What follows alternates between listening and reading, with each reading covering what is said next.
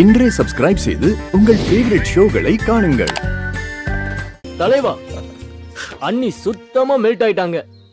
இப்போ போய் உண்மைய சொன்னீங்கன்னு வைங்க, அப்படியே சந்தோஷத்துல திக்குமுக்கு ஆகி உங்களை கட்டி பிடிச்சி எமோஷனல் ஆயிடுவாங்கன்னு சொன்ன. டேய், கொஞ்சம் பொறுமையா இருங்கடா.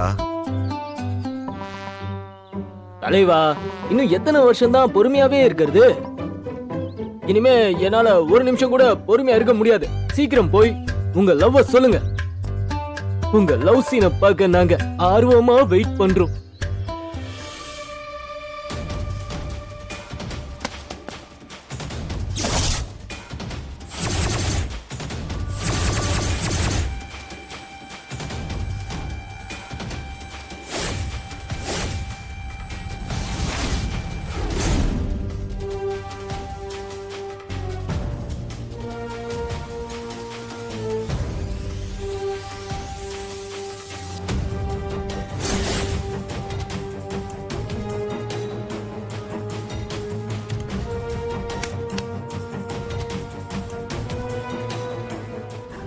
அண்ணா, என்னண்ணா நீ அழாத. எனக்கு என்ன நடக்குதுன்னே புரியல.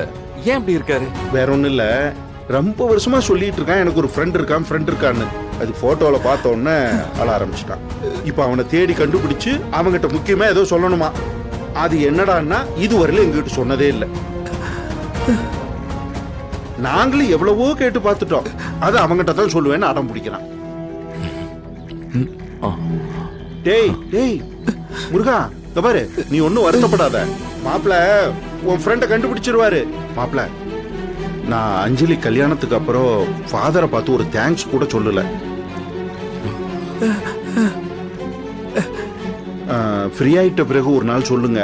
போய் ஒரு நாள் நாம ஃபாதரை பார்த்து தேங்க்ஸ் சொல்லிட்டு இந்த போட்டோல இருக்கிறதுல யாரு ஃப்ரெண்டுன்னு அவர்கிட்ட விசாரிச்சுன்னு சொல்லிடுவோமே. ஓகேவாடா முருகா? அண்ணா, என் ஹஸ்பண்ட் தான் ப்ராமிஸ் பண்ணிருக்காருல, கண்டிப்பா உன் ஃப்ரெண்ட கண்டுபிடிச்சு கொடுப்பாருண்ணா. நீ கொஞ்சம் வெயிட் பண்ணுண்ணா. சரியா? இல்லனா அப்படி என்னதான் உன் ஃப்ரெண்டு கிட்ட நீ பேசணும். எனக்கு விவரம் தெரிஞ்ச நாள்ல இருந்து நீ இதையதான் சொல்லிக்கிட்டு இருக்க. அம்மா அப்பா அவரை எவ்வளவு தேடினாங்க, அவரை யாராலையுமே கண்டுபிடிக்க முடியல. அவரை எங்க இருக்காரு, என்ன பண்றாரு யாருக்குமே தெரியல. அப்படி என்னதான் நீ உன் ஃப்ரெண்டு கிட்ட சொல்லணும்னா?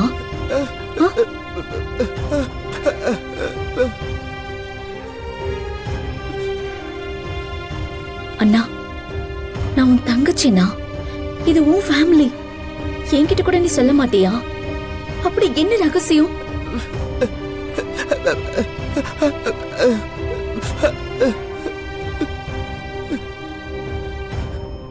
சரி, நீ அழாத. உன் ஃப்ரெண்ட பத்தி பேசினா மட்டும் நீ ஆளே மாறிடுற. உன்னை பார்த்தாலே எனக்கு பயமா இருக்கு. ஐயோ அண்ணா, நீ அழாத. பாரு, அண்ணி வீடியோ கால் பண்றாங்க.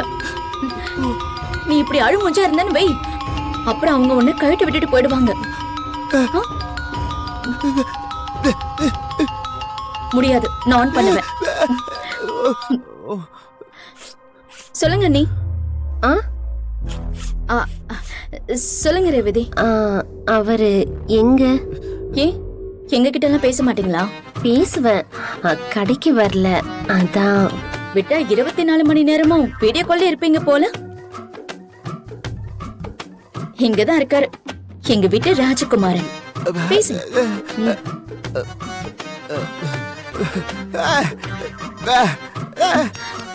இவ்வளவு நேரம் அழுதுகிட்டு இருந்த இப்ப சிரிச்சுக்கிட்டு இருக்க.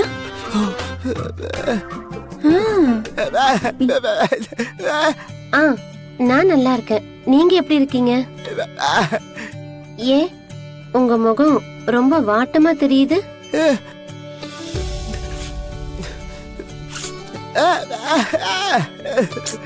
இல்லையே, எப்பவும் சிரிச்ச முகமா இருப்பீங்க. இப்ப முகத்துல சிரிப்பையே காணோம். வீட்ல ஏதாவது பிரச்சனையா? உங்களை யாராவது ஏதாவது சொன்னாங்களா? ஆ, விட்டா யானன்னு பேசினவங்கள அடிக்கிறதுக்கு உருட்டுக்கட்டையெல்லாம் எடுத்துட்டு வருவீங்க போல. ஆமா, அவரை கேக்குறதுக்கு யாரும் இல்லையா என்ன? அவரோட மனசை யாரும் காயப்படுத்த கூடாது. ஓஹோ,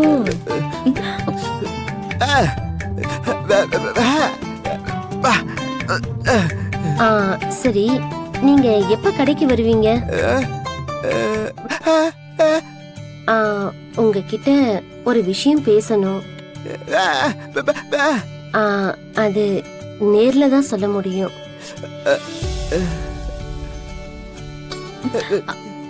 என்ன கல்யாண விஷயமா? பொண்ணுக்கு என்னன்னு பாக்க வராங்களா என்ன? அந்த மாதிரி தான், நான் நேர்ல பேசிக்கிறேன்.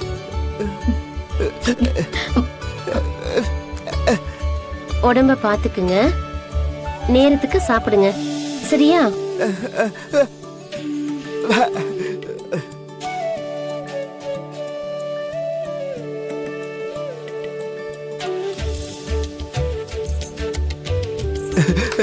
உனக்கு ஒண்ணும் தெரியல. நல்ல சமாய். அவங்களும் நீ லவ்வ சொல்லுவேன்னு பார்த்தாங்க, நீ சொல்லவே இல்ல. அதான் பார்த்தாங்க, அவங்களே உன்கிட்ட சொல்றதுக்கு நேர்ல வர சொல்றாங்க. மறமாட்டேன். ஆமாண்ணா, ஆனா அவங்க சொல்றதுக்கு முன்னாடி நீ போய் சொல்லிடு. அதான் மரியாதையா இருக்கும். சீக்கிரமா உன் லவ்வ சொல்லி கல்யாணம் பண்ணிக்கும். ஏதாவது சொதப்புன அப்புறம் அன்னைக்கு பேர மாப்பிளைய பார்த்து கல்யாணம் பண்ணி கட்டி வச்சு அனுப்பிடுவாங்க.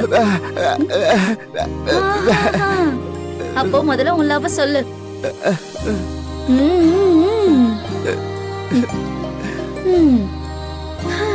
எவ்வளவு பிரச்சனை வந்தாலும் அன்னைக்கிட்ட பேசின உடனே சந்தோஷம் வந்துடுது. எல்லா அண்ணனும் இப்படித்தானே என்ன? பாரா,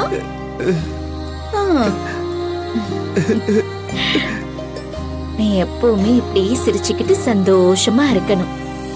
அப்பதான் இந்த தங்கச்சியும் சந்தோஷமா இருப்பா.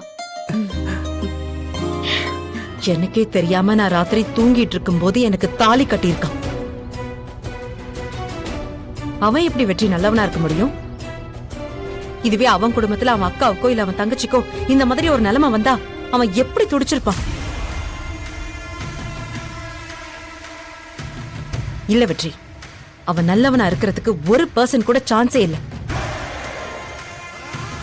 ஒரு பொண்ணோட அனுமதி இல்லாம அவ கழுத்துல தாலி கட்டுறதும் அவளை தொடுறதும் ரெண்டுத்துக்கும் வித்தியாசம் இல்ல.